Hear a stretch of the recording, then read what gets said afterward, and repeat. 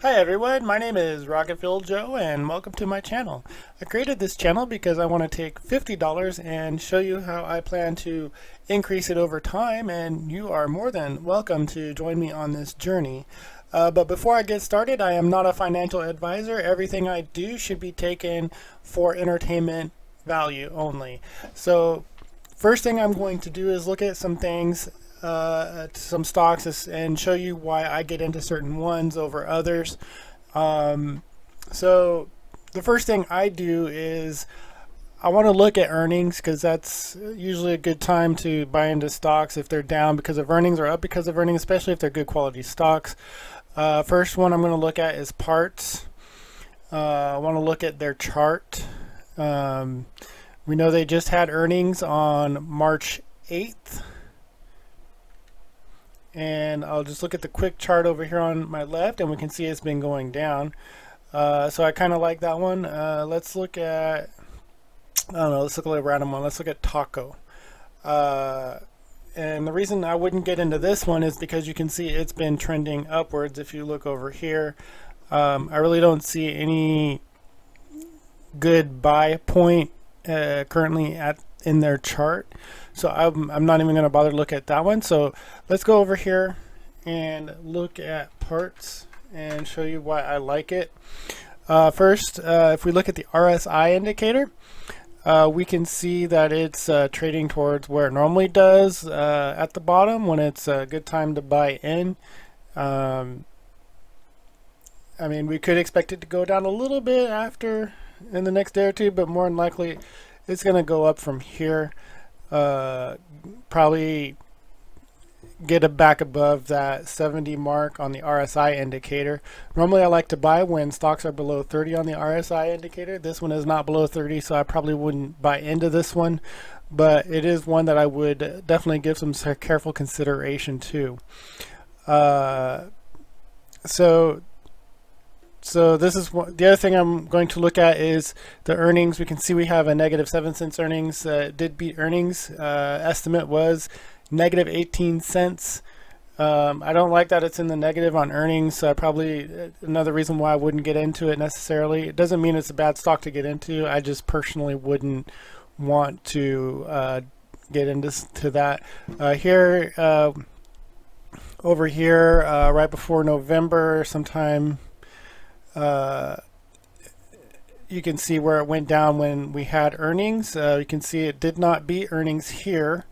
It was 3 cents a share. Estimate was 5 cents a share, and it just went down. But then it went back up. So I might have bought it right in here. You can see we got a low RSI right here. And then over here, 3 cents a share. It beat earnings again. I probably wouldn't buy in here at all. And here again, wouldn't buy in because you can see it's being so bought up like crazy. So I probably wouldn't buy it over here. If I were to buy it, I would probably buy in right here or right here, just looking at these charts. So with that said, another one I want to look at is Tupperware. It just had earnings as well, and it is down. You can see it gapped down on earnings. It is less than the earnings it had last time, and its earnings was 41 cents a share. Last time it was $1.20 a share, so it was a big difference, big drop in earnings. We don't really know what the estimate was. It doesn't tell me on here, but I know the earnings are positive, so I do expect it to go back up. Tupperware is one of those products that people have in their household. You know, people store food, put them in the refrigerator, whatever.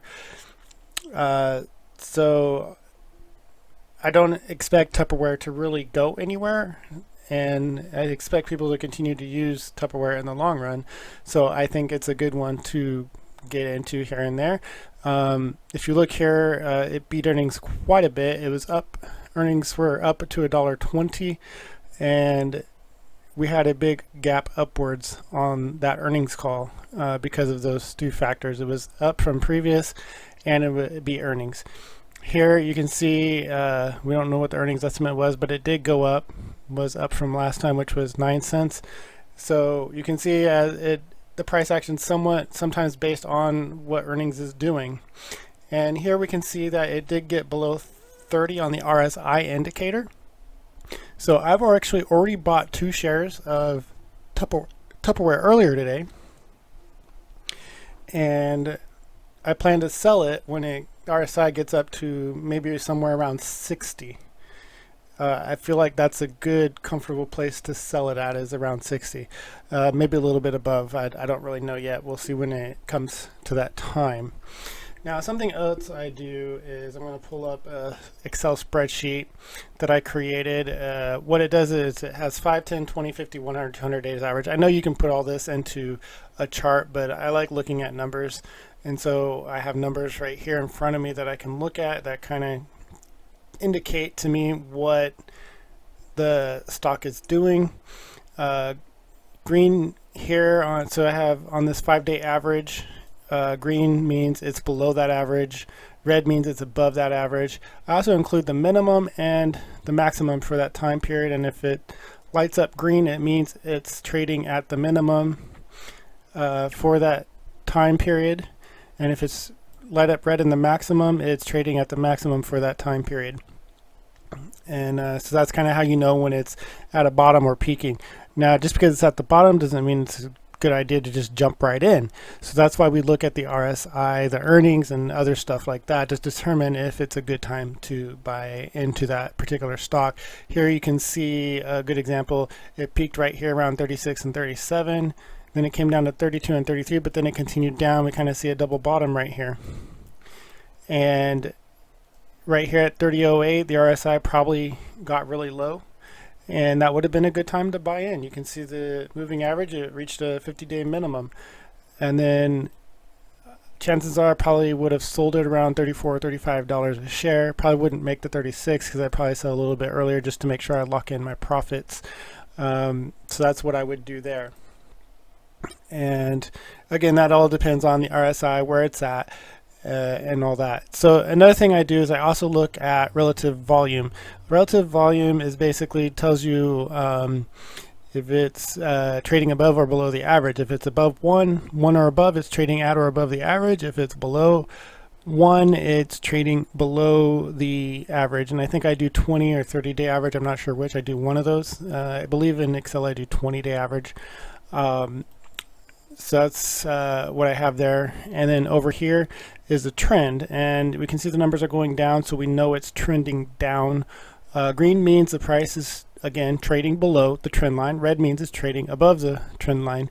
And so what I would want to do is get in right here when it's trading below the trend line. More than likely right here looks better, and even better would be the 30.08. That doesn't matter as long as you get in it so that you can make a profit. And so that would be a good time to buy in. And here we can see we're trading above, and obviously this 36.66 is a good day to trade on, but I'd probably trade based on RSI and other indicators, probably be trading around $34, $35 a share. So that's how that works. Now, other thing I'm going to be doing is keeping track of my transactions. So this spreadsheet here will tell me the shares that I've bought and sold over time.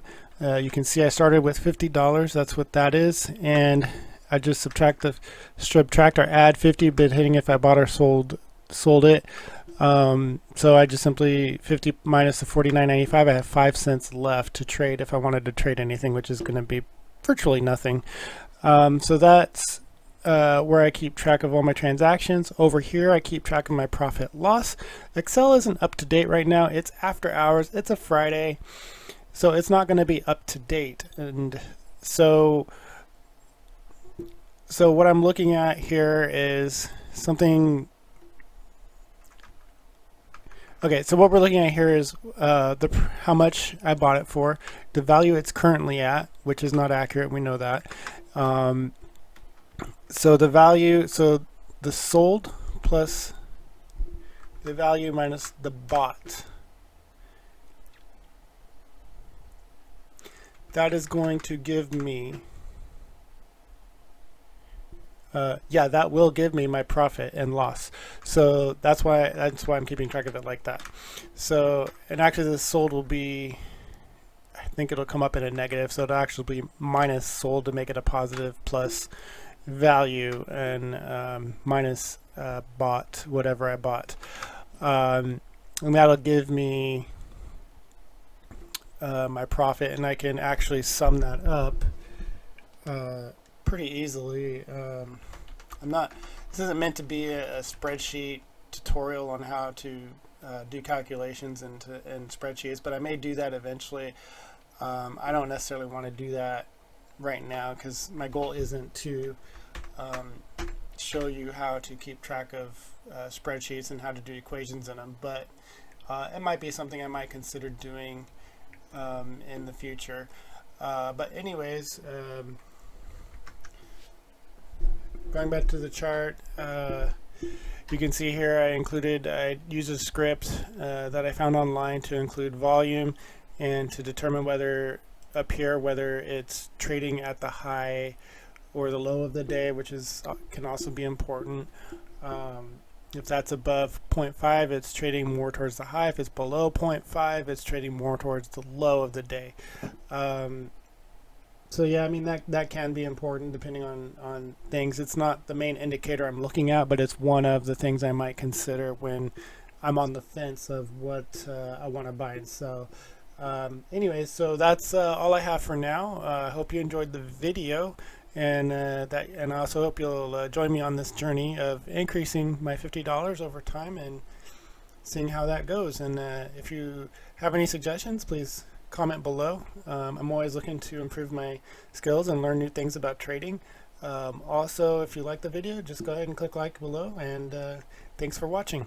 I'll make a video next time I decide to, when I go to trade this, I will make a new video.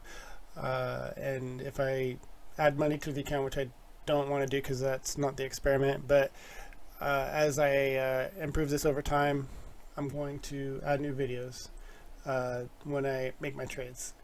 I don't know yet if I'm going to do any live, but right now I'm going to do them all pre-recorded until unless I see a need to do it live. So anyways, I hope you enjoyed the video. Again, press like or comment below. Thanks for watching.